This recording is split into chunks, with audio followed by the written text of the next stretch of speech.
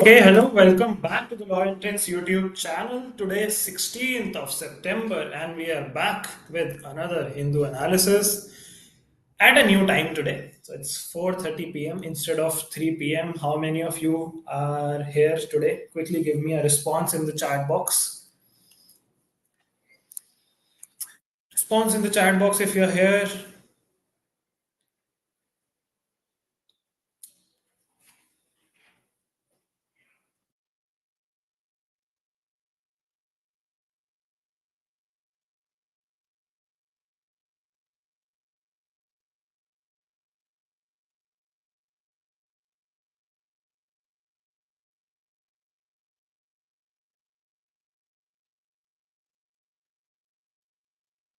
I can't see your comments. If you're here, quickly give me a yes in the chat box. If I'm audible, if you're present here, I would appreciate a response in the chat box and then we shall start. Okay, Sharve is here. Good afternoon slash good evening. Very good evening. Okay, Shivain is here. Okay. Divyansh is here. Good evening. Aradhna is saying, I feel like I'm taking live class after so long. Welcome back. It's been a couple of days since we met live. Last we met on Friday. Today is a Monday. It's a new week, and I hope the last week went really well for all of you. This is here. I would appreciate a response, guys. If I am audible, visible, if presentation is visible, quickly give me a yes in the chat box. Khush is here. Good evening. Very good evening, guys. I know some of you are unable to watch this live because of the changed time, but I'm hoping that we would have more audience today because majority of you wanted the time to be 4:30. So we are going with that request. It's gonna be 4:30 from now on every day. 4:30 to 5:15, 5:20 we'll have our Hindu analysis. Okay. We have a few people. Let's start today's class. If you guys are ready to start, quickly give me a ready in the chat box. A ready in the chat box if all of you are ready to start the class. Class तो मैं start करूँगा. If all of you are ready to learn. Okay. I can see 20 people live, but I can only see 4 or 5 people responding. Why is that so? Guys, enthusiasm चाहिए थोड़ा. ऐसे तो मज़ा नहीं आएगा. I need a ready from all of you who are watching me live, all 20 of you. Okay. I can see new names. Shri Stuti. I hope I'm pronouncing it right. I'll call you Miss Venkatesh. That is more convenient. And we have Alankrita and Shivain. Okay. All of us are ready. Parnasi is here. Okay, many new names today. How many of you are attending it for the first time? Live? First time live किस का Hindu analysis? Quickly give me a first in the chat box. Just write a first in the chat box if this is your first class with me or a first live interaction with me on YT. So that I know who are first timers today, who all are making their debut for this class today. Okay. Shri Stuti. Okay. Prajwal also has his first class. All right. Perfect. So, welcome to the class, guys. People who are watching me for the very first time, welcome to the Hindu analysis. And I hope you all find this really helpful. Anvika is also here, Alakrita is here, Prajwal is here. Okay, sure. We'll start. We'll start the class. We have 25 plus people watching us. And for the people who would watch me later, for the people who were the 3 p.m. audience, I really miss you guys and I hope you manage to watch it live someday.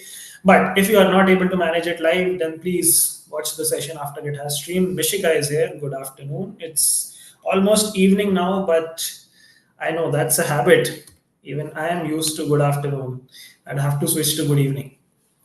Okay, that's enough of chit chat. Let's start today's class, guys. Let's start without any further ado. So, today is 16th of September. It's a fresh week, it's a new week, it's a Monday evening. And I hope the last week was pretty good for you in terms of your preparation, in terms of your health, and in terms of happiness. Chalo, so let's see what are the topics for discussion for the day. We have four topics to discuss today.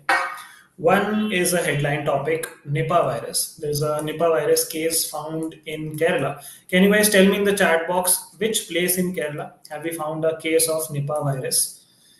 Can you tell me the name of the city in the chat box very quickly? Then we have an article which is again on the first page of the Hindu newspaper. It's related to one nation, one election. So we'll understand what this concept is about and what are the pros and cons of having one nation, one election. So we'll have a good discussion on this. Then we have an editorial article on mineral ecosystem. We'll talk about the DMF. What is the DMF? If you have read today's Hindu editorial, you would probably know what is DMF. And please tell me in the chat box if you know what is DMF. So we'll have a little discussion on what is the role of DMF. And then we have the fourth topic, which is rural urban continuum. This is also a sort of an editorial article. This talks about Amrut scheme and urban development. So we'll discuss that as well. So that is the agenda for the day. These four topics we'll be covering in detail. And then of course we'll learn a few new words of vocabulary in our Vocab Express, 2 to 3 new words. So people who are new to the class, please make sure you stay till the end, attend the class completely and do not miss out on anything. Okay, are we ready to start, guys? Once again, are ready very quickly. Are we ready to start? Malappuram is the right answer, absolutely correct. Mishika has given me the right answer. Malappuram, absolutely correct. कोई code में भी मिला है, कह सकते हो. Okay, Arman is here. Hello, welcome back, sir. चलो, ठीक है. Everyone is ready. Let's start. Okay.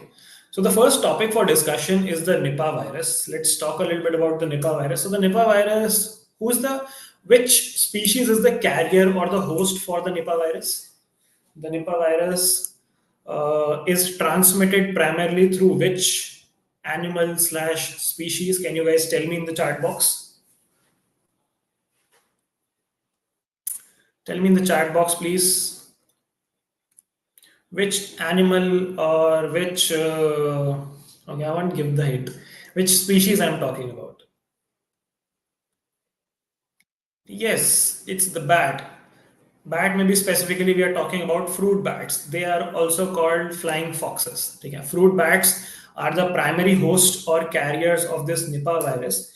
And this Nipah virus is a zoonotic illness. So zoonotic essentially comes from animals. Also, it's a disease which transmits from animals to humans. There are multiple ways the Nipah virus can be transmitted. It can be transmitted from bats to animals, and then from animals to humans. It can also spread from humans to humans.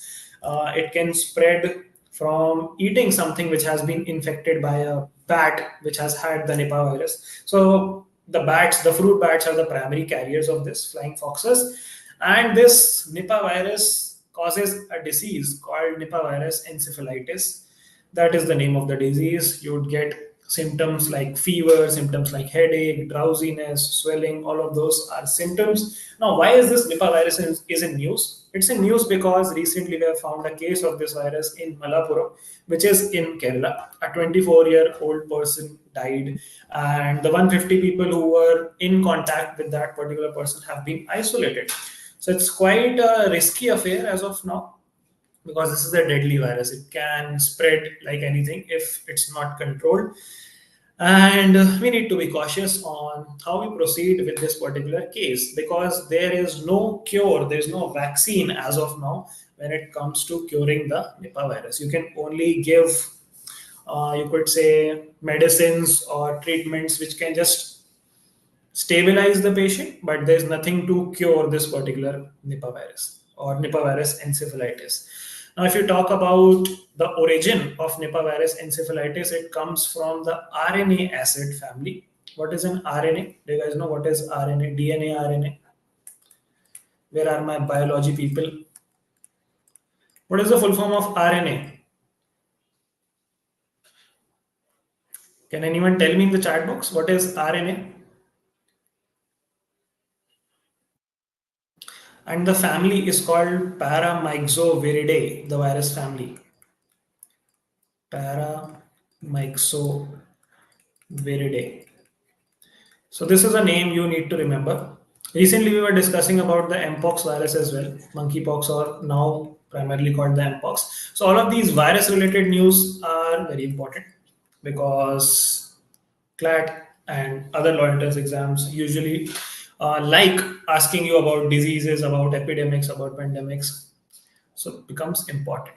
DNA is deoxyribonucleic acid and RNA is ribonucleic acid. Absolutely correct. Good, good, good, good, good, good. What is the genus? The genus is Nipah Virus. So I'll write the genus as well.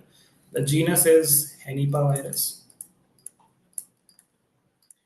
So you could say this is the type of virus, Paramyxoviridae, and this is the genus of the virus. Okay? Make sure you remember both these names. These can be asked. Now, I told you the symptoms. I told you there's no cure. I told you there's a fruit bat is the carrier for this. What else do you need to know about the Nipah virus? Can anyone of you tell me where was the first case of this virus found?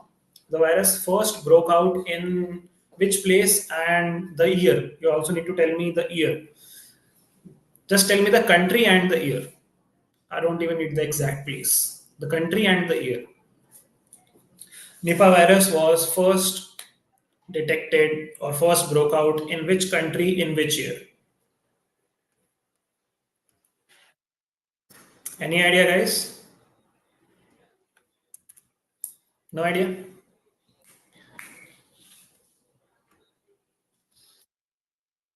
Malaysia 1998. That's correct. That's absolutely correct. So it's Malaysia 1998. And you also have Singapore in 1999. So these were the two places where initially cases of the Nipah virus were found. And then it spread to other countries as well. Right? So it's primarily when it was first found, it was found in which animal? Which animal was detected with the Nipah virus or was presumed to be the primary carrier of the Nipah virus when it was detected in Malaysia and Singapore? Do you guys know which animal? It's not the fruit bat. Yes, pigs, absolutely. Domestic pigs, to be very specific. So it was found in domestic pigs in Malaysia and Singapore. And then it spread to other countries, other continents, and now it's a very deadly virus. So we need to be very cautious when it comes to handling this particular case and controlling the spread of this virus. And that is why it's on the front page of the Hindu newspaper. And I think that's pretty much you need to know about the Nipah virus. There's not much beyond this to know or to understand. It's pretty factual information. Let's move on to the next topic, which is a more interesting topic. It is a topic on which you can have a healthy debate. So the topic is one nation, one election. Now the government is saying that we would be implementing the one nation, one election policy in the current term of the Modi government. Till when is the current term of the Modi government going to last? Modi government has their term till which year? From 2024 to 29, right? I hope all of you are aware of this very simple fact. So before 2029 general elections, when the elections happen again, they are planning to implement the one nation, one election policy, a program. Now, what essentially is the one nation, one election policy? It is what it sounds like. You would have simultaneous elections for all the states while you have your general elections for the Lok Sabha, right? So all of these elections would happen simultaneously. What happens as of now is the states keep on having their elections one at a time.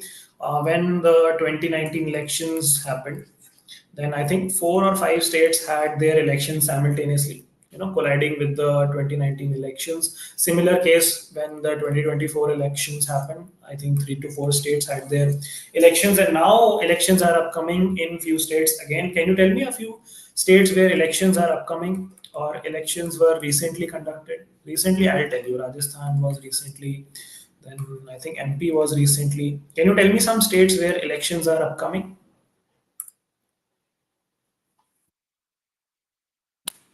Haryana, absolutely correct. Maharashtra, J&K, yes, right. So the question here is, why would a government want one nation, one election? What are the benefits of having one nation, one election? Can you guys tell me some pros of having one nation, one election? J&K, Haryana, Maharashtra, Jharkhand. Absolutely. Good job. Odisha also. Yes, that's correct. What are some pros? What are some benefits of having one nation, one election? Can you guys take a guess? Also, you need to remember the name of the panel which recommended this particular policy. It's the Ramnath Kovind panel. Who was Ramnath Kovind? I hope all of you remember.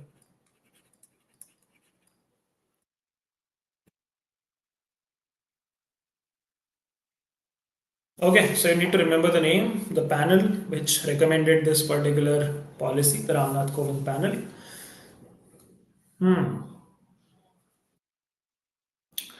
Don't have to spend money on advertising multiple times. Okay, I think that applies for national level parties, but the regional level parties would have to.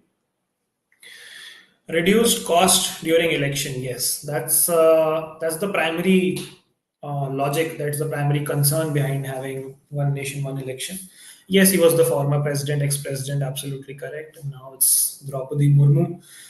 Coordination simpler on team could help in reducing chance of cheating or booth capturing. Reduced cost of conducting elections. Money can be used for infrastructure development. Bold of you to assume that that money would be used for productive causes, but I like the optimism.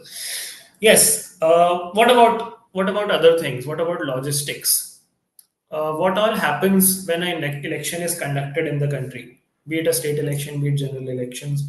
What do you see around yourself? What is the mahal like? For my non-Hindi speakers, what is the environment like? What are the arrangements which are to be made to conduct an election? Higher voter turnout. Yes, that is a big reason. That is a big reason why they are pushing for one nation, one election. Because when multiple elections happen one after the another, the voters get disengaged. The voters feel demotivated to go again and vote. कि अभी तो vote डाला था, दोबारा डालना पड़ेगा vote. Advertisement, cost effective. People can vote single time, 5 years for state and central. Machines are transferred. Hectic environment. Yes, setting up booths everywhere, correct. Large chaos, campaigning all around, mobilization of a lot of army and police. Not exactly army, I would say more of police and your Central Reserve Forces, CRPF, and all of that. Less of army. But yes, a lot of the man force which the government has to deploy from one place to other. That also happens. Corruption happens. Advertisement happens. Politicians getting concerned for below poverty line people for just a month happens. Absolutely correct. इतना ज़्यादा real भी नहीं करना था. To to real हो गया ये तो. चलो सही है, एकदम सही. सही जवाब. तो ये सारी चीजें बार बार ना करनी पड़े. ये सारा मोबिलाइजेशन, ये सारा लॉजिस्टिक्स, ये सारा मशीन इकट्ठा करना, ये सारा खर्चा करना, ये सारा कैंपेनिंग करना, ये बार बार ना करना पड़े. तो that's why they are pushing for one nation, one election. So that to reduce cost, to reduce all of this expenditure on logistics, to bring more stability, to counter the lethargic approach among people who don't want to go out and vote multiple times. अच्छा, मुझे एक बात बताओ कि अब जैसे Lok Sabha elections होते हैं एंड हमारे स्टेट्स के भी इलेक्शंस होते हैं, have they been conducting elections at different times or different years since independence? Or were we having consolidated one nation, one election sort of a system when we got independent? Are you guys aware of this? When was the first general elections held in India? The first proper elections of independent India? Which year? You guys know the year? किस साल में सबसे पहले elections कराए गए थे, like proper elections? 1952. 51, 52. Yes. 51, 52 कह सकते हो आप. Alankrita says, no, sir. Originally, one nation, one election was prevalent in 1951. Yes. For some time, we had one nation, one election. Then, with the formation of new states, election were held at different years. Yes, that's correct. So, after we got independent, we were not having these 28, 29 states, but we were like lesser states. So, it was easier to have one nation, one election. And this went on till the 1960s, till late 1960s, to be specific, I would say till 67, 68. After that, the elections got scattered. Then states started bifurcating, new states started emerging, and then we started having different elections for different states. That was one reason. Another reason was that there was instability in a lot of states which were having their elected government. So president's rule had to be imposed. And when president's rule is imposed and then it's removed, then a new election happens and a new government comes into place. So that obviously happens mid tenure of the central government, right? So to give you a context, let's say general elections happened in 2024, and hypothetically, let's say Manipur elections also happened in 2024. But now we are seeing violence is happening in Manipur, and most likely the government would have to resign or president's rule would be imposed. Let's see. So if that is the case, then again in 2025, or we don't know when, again elections would happen. So that's a necessity. You cannot run a state in president's rule for 4 long years if a new government is not elected. And this brings me to a drawback of having one nation, one election. What would you do if you have one nation, one election, and if a situation of president's rule comes into picture? Ishani is saying, when will the Menti happen? Menti will happen tomorrow, as per tradition. Tuesday, tomorrow, 4:30 p.m. as per our new scheduled time. The syllabus for tomorrow's Menti is all of current affairs from January till 15th of September. So it's going to be a very interesting quiz. Do you guys want me to keep it easy, moderate, or difficult? Tell me in the chat box. So people who are new to this thought of Menti, the concept of Menti is essentially an MCQ live quiz which we conduct on a platform. I'll explain you how it works tomorrow, but it's essentially a short quiz, a fun quiz which we have. One question, 4 options, just like CLAT. Okay, difficult, moderate, difficult, relevant. Okay. I'll try to comply and not put irrelevant questions, Sonal. Can't guarantee though. Moderate. Okay. The majority consensus is with moderate, so we'll go with moderate. We'll keep a few easy questions, primarily more moderate questions, and a few difficult ones, a few bouncer ones, which make you think that, oh, I did not know this. We got more moderate than difficult, so moderate. Okay. Okay, cool. Taking that into consideration. So coming back to questions which can blow our minds. Okay. Got it. Sure. I'll try that. Questions blowing your minds away. Sure. So coming back to the cons. So there are multiple drawbacks, or you could say cons, of having the one nation, one election concept or policy. First would be, don't you think national parties would have an extra edge or advantage as compared to regional parties because of the funds they have at their disposal? Because regional parties usually advertise in their region, but when, let's say, national parties are going to advertise for once and for all, they are advertising for the Lok Sabha seats for the central government as well, and they are also advertising for the state government.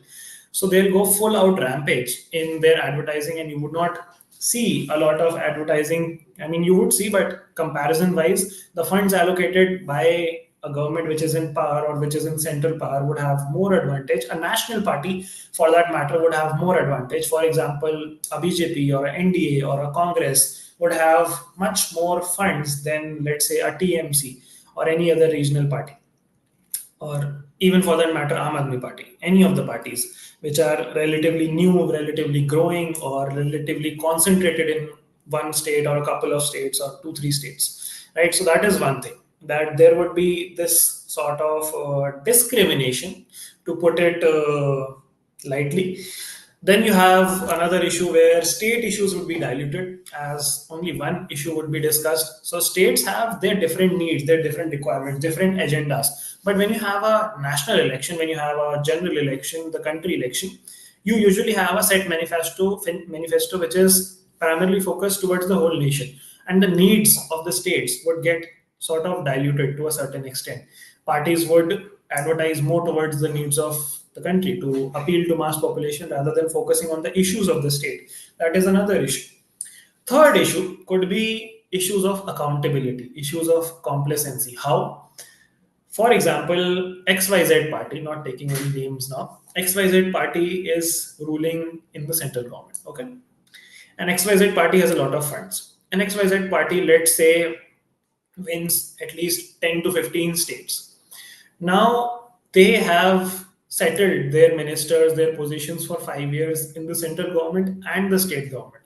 But on the flip side, when elections used to happen in every state, they had to be on their toes that, okay, if we do not make our government in Haryana, then we might, weaken our party structure or weaken our consolidation or our stronghold in the country. If we do not win UP, then that would be a major loss. If we lose out on MP, that would be a major loss. So they would always keep on putting in at least some effort to appease those people, to listen to those people, to solve the problems of those people from those respective states when elections used to come. Just you guys are saying, 1 month of listening to the demands of the people, especially poor people.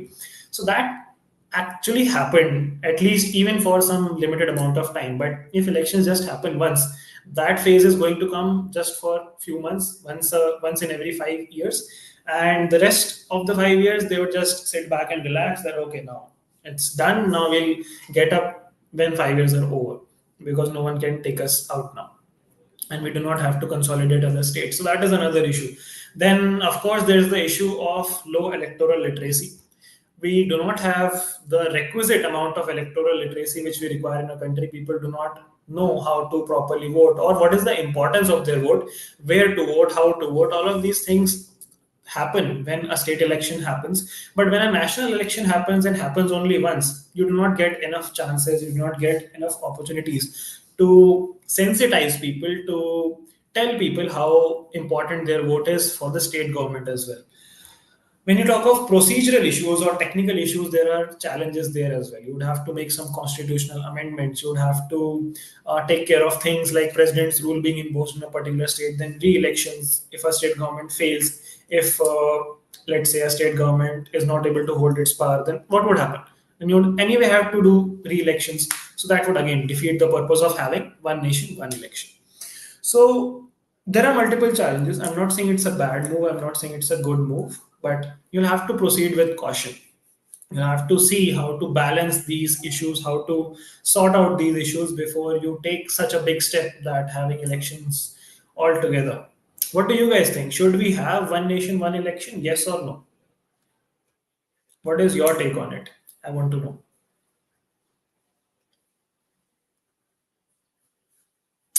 Arman is saying keep some very easy ones like 1 plus 1 is equal to 2 level easy. Okay. Noted, sir. Special tricky question. Session कब लोगे? English का infinity guess. What does that mean? English का infinity guess. True, and the power of using central agencies. Yes. Okay. Om Narayan, I did not get what you're trying to say. Session कब लोगे? English का infinity guess. Infinity guess का मतलब क्या होता है यार? Okay, anyway, moving on. So let's move on to our next topic. Rishika is saying, yes, isn't it the same thing if states have to resort to re-election and then schedule shifts again? Yes, that's what I'm saying. There are many procedural challenges. There are many issues with having the one nation, one election thing.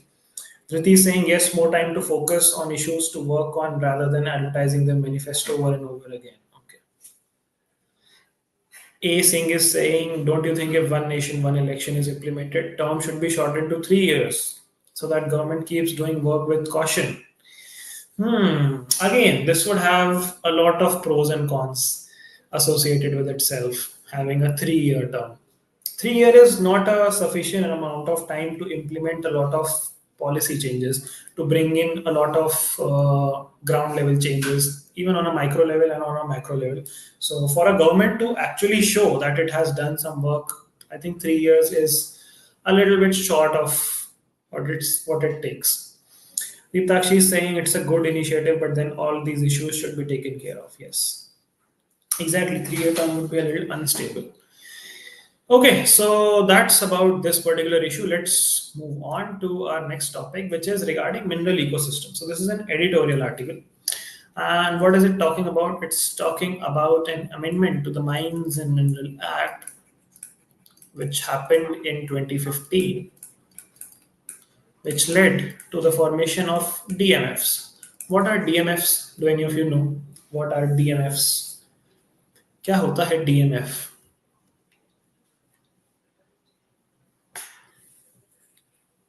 What is DMF? District Mineral Foundation, absolutely correct. District Mineral Foundation is the right answer. So, what exactly is DMF? DMF, okay, let me set some context for you. You know that some states in India are rich in mines and minerals, especially the ones on the eastern belt, states like Jharkhand, Chhattisgarh, and Odisha, and all of those states. Those are especially rich in minerals and also have a lot of tribal population and population which is, I would say, not very privileged.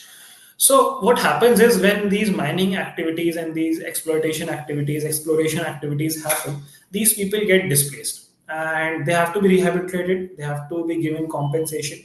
But there was no proper mechanism to organize all of this. That if someone's land is acquired or taken away, how would they get compensation? Where would they get rehabilitation? How would they get a new home?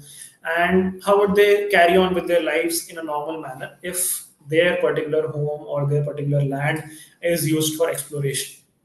So these guys came up with an idea ki, okay, let's create a fund where we can collect royalties from these mining companies, these mineral companies, and they would contribute a certain sum of royalty to that particular fund, and that particular fund would be used to settle down these people, to take care of the displaced people. And can you guys take a guess how much has the fund collected in the last 10 years? How much money has the fund collected in the last 10 years? Take a guess. Amount. I need the amount.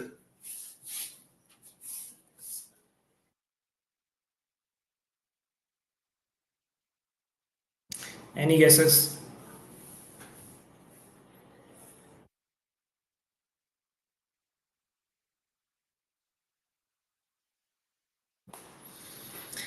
No guesses? 50 crores. Okay, two people have guessed 50 crores. Any other guesses? 50, 60 crore, 50,000 crore. The fund is 1 lakh crore. 1 lakh crore has already been collected.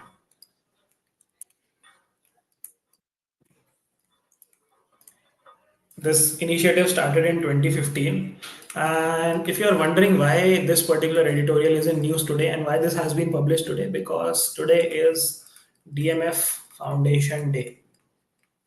So this DMF initiative is entering its 10th year in 2024. On today's day, DMF Foundation Day is 16 September, which is today. And that is why this article. So that is the logic. Okay.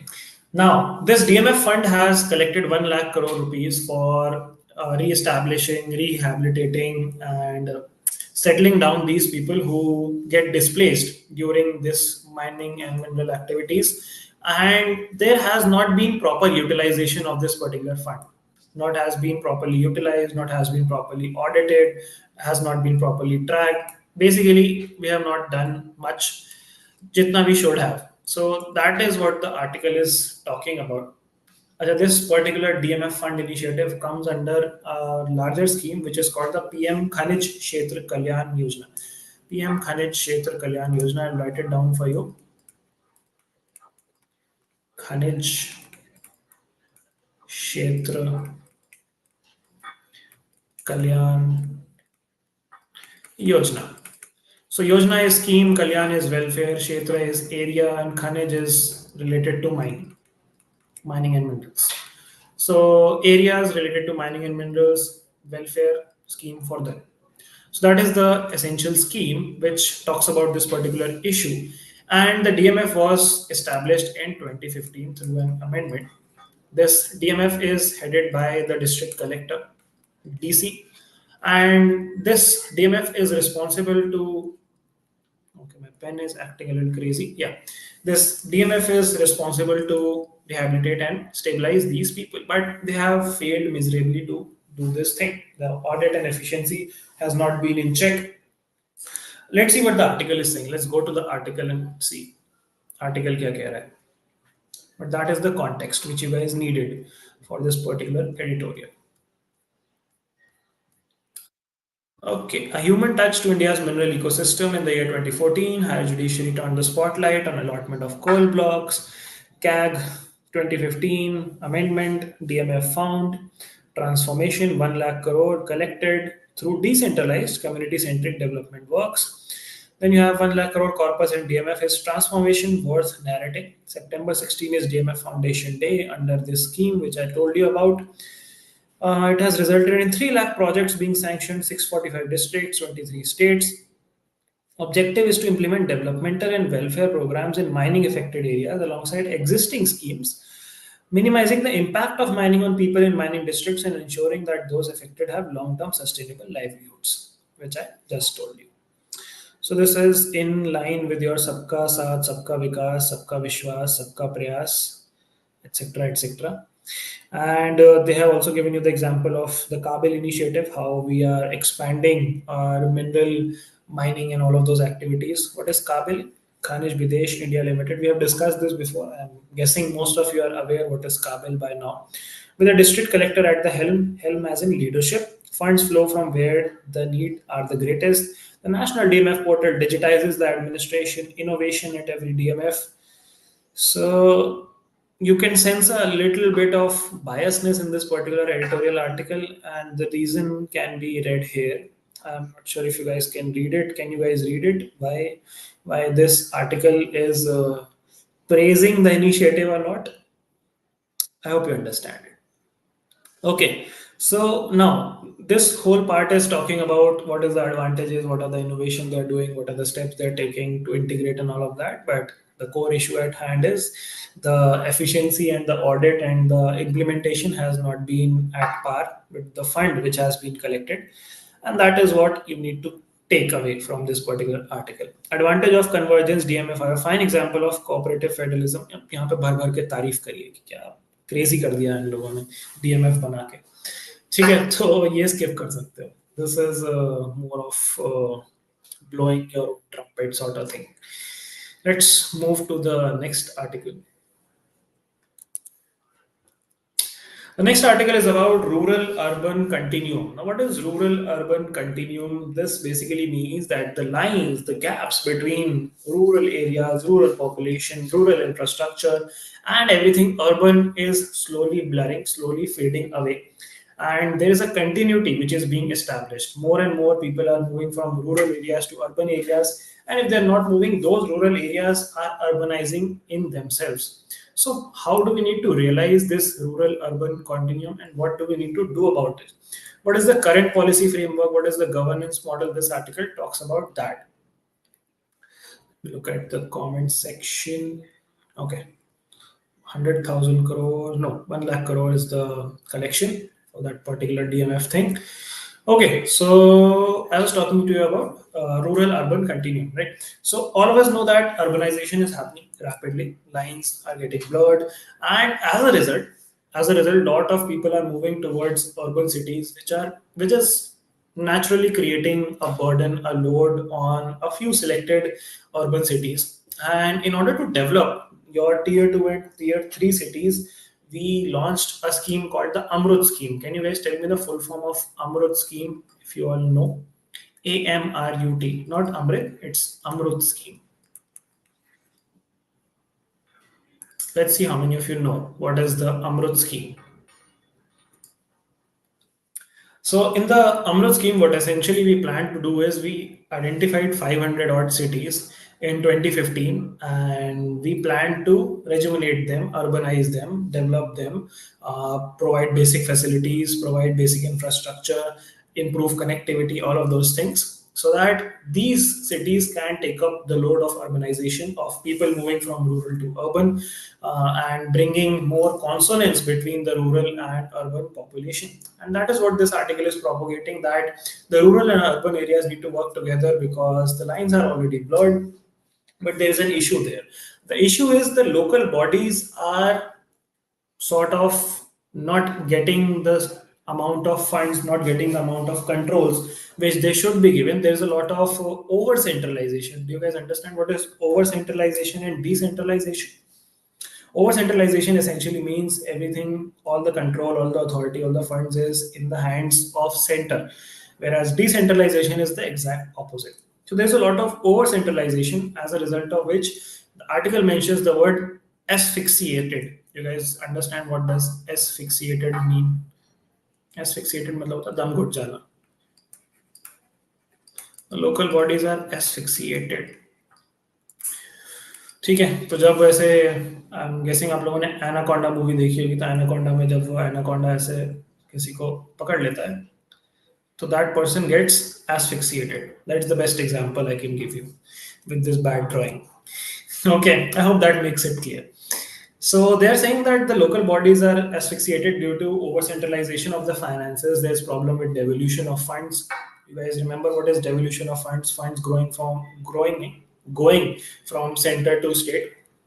And he highlights multiple problems in these cities. He's saying there are multiple policy issues where some cities are identified, but under the Amrut scheme, वो eligible नहीं हो पा रही because of certain guidelines. Amrut scheme has certain parameters on which it identifies a particular city, and they are not being able to satisfy or come in those parameters, and उस वजह से those cities are getting ignored. The author uses the word contiguous cities. So what are contiguous cities? Contiguous essentially means sharing the boundary or nearby or pados or periphery, all of that. So for example, if this is Delhi, then what are some contiguous cities in the neighborhood of Delhi? Can you guys tell me in the chat box? What are some cities contiguous to Delhi? बताओ मुझे, कितने लोगों को पता है कि दिल्ली के आसपास क्या है? तो बेसिकली आर्टिकल यही कह रहा है कि these contiguous cities do not qualify for this urban rural nomenclature which is used in this Amrut scheme, and उस वजह से they either have to rely on other schemes like the स्वच्छ Bharat scheme. उसका भी 2.0 आ गया, स्वच्छ भारत 2.0 आ गया, स्वच्छ भारत अर्बन आ गया. तो वो वाली स्कीम्स के अंडर फिर एक तरीके से क्लैश हो रहा है कि अमृत भी वही चीज करना चाह रही है, स्वच्छ भारत भी वही चीज करना चाह रही है, लेकिन जो डिस्ट्रिक्ट प्लानिंग कमीशन हैं, जो डिस्ट्रिक्ट बॉडीज हैं, जो म्यूनिसिपैलिटीज हैं, उनके पास अथॉरिटीज नहीं है, उनके पास कंट्रोल नहीं है, उनके पास फंड्स नहीं है, तो वो ना इधर के रह रहे हैं ना उधर के रह रहे हैं. They are just stuck, and this rural urban continuum is not being established. That is the article saying. That is what the article is saying. Okay, Faridabad, Ghaziabad, Gurgaon, Noida. Atal Mission for Rejuvenation and Urban Transformation. Absolutely correct. That is the full form of Amrit scheme. Agra, I would not call Agra as a contiguous city because it does not share boundary with Delhi. It's more about sharing a boundary, the word contiguous. But yes, Faridabad, Gurgaon, Ghaziabad, Noida, all of that is correct. ठीक है, so I guess चलो ठीक है, let's take a look at the article as well. Let's see what the article is saying. This century is supposed to be India's urban century due to not only massive demographic shift, but the country soon becoming more urban than rural, but also the demand of infrastructure required for this large shift. Tier 2 and Tier 3 cities, as well as peripheries of major urban cities. Current policy framework, financial decentralization, which provides autonomy, has been compromised. 13th Finance Commission pointed out issues. Local bodies getting asphyxiated. Some of these financial constraints arise from tied nature of grants linked to centrally sponsored schemes, even financial devolution, rise in property taxes, no linkage. Flagship programs like Swachh Bharat and Atal Mission, Amrut scheme basically, at the center, miss the urban-rural continuum. As far as urban infrastructure for liquid waste management, now they're taking up specific issues. That's sewage management, liquid waste management, solid waste management. All of this is not being taken care of because of this missing gap. When urban infrastructure for liquid waste, this, 90% of Kerala is urban. So this is the problem, right? The problem is that they are saying that the city should not be urban for us to implement the Amrut scheme in this, but 90% of Kerala is already urban. So these cities do not qualify for the Amrut scheme, and they do not qualify. They are not developed. If they are not developed, then the citizens face problems. So basically, the purpose of development gets defeated. They're saying this falls under Swachh Bharat mission, now Swachh Bharat 2.0. Goals of mission are twofold, this. Similarly, Swachh Bharat focuses on maintaining this. Both these programs run by Government of India aim for nearly the same outcomes. So realizing these through imaginative practices could yield better results. Yani ki you should come up with better solutions to implement these schemes.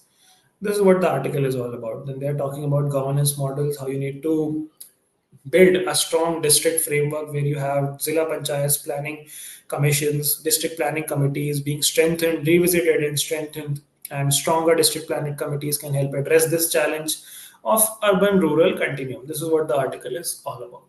So I hope this is quite clear. Let's do the vocabulary for the day before we wrap up today's session. So the first word for the day, guys, is busybody. What is busybody? A person who meddles in the affairs of others. Okay, हर चीज के बीच में घुसने वाला इंसान उसको कहते हैं busybody. Intruder, meddler, interloper. That busybody across the street is always telling me how to tend to my own garden. So that is busybody. Interesting word, can use in your daily vocab because all of us encounter such people in daily life. Then we have callow. Callow means lacking in adult experience or maturity. Basically, nadan, inexperienced, immature, naive. Antonyms are mature, experienced. Sentences: he was a callow youth when he joined the newspaper. Okay. The third word is proliferate, which means to become greater in extent, volume, amount, or number. Increase, rise, accelerate. Antonyms are decrease, diminish, recede. Rumors about the incident proliferated on the internet. So those are the three words for the day. People who are doing their homework in the chat box, kudos to you. Well done. People who are not doing, please start doing your homework. You need to tell me one new word in the comment section, not in this chat box, but after the stream ends, you need to type it. You need to type the new word and its meaning. And if you can also give the usage, then that is Sune pe Swaga. That's absolutely perfect. So make sure you do this every day. That would not just help you, but also help others. So सबका साथ सबका विकास सबका प्रयास and blah blah blah. ठीक है. So the first word is proliferate, second is callow, and the third is busybody. Okay.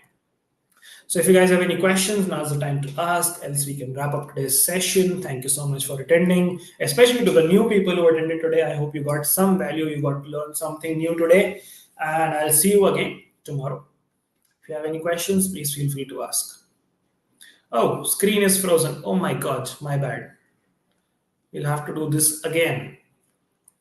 So the first word is proliferate, which means to become greater in extent, volume, amount, or number. Synonyms are increase, rise, accelerate. Sentences: rumors about the incident proliferated on the internet. Then we have callow, which means lacking in adult experience or maturity. Sentences: he was a callow youth when he joined the newspaper. And the third was busybody, a person who meddles in the affairs of others. Intruder, meddler, interloper. Across the street, always telling me how to tend my garden. And then I was telling you about the homework, which is a word, its meaning, and its usage in the comment section after the stream ends. Make sure you do that. Just one word for the day. You have to tell me which you figure out. Okay, that's all for today, guys. If you have any questions, please feel free to ask. If not, then we'll end today's class. Okay, thank you so much for attending.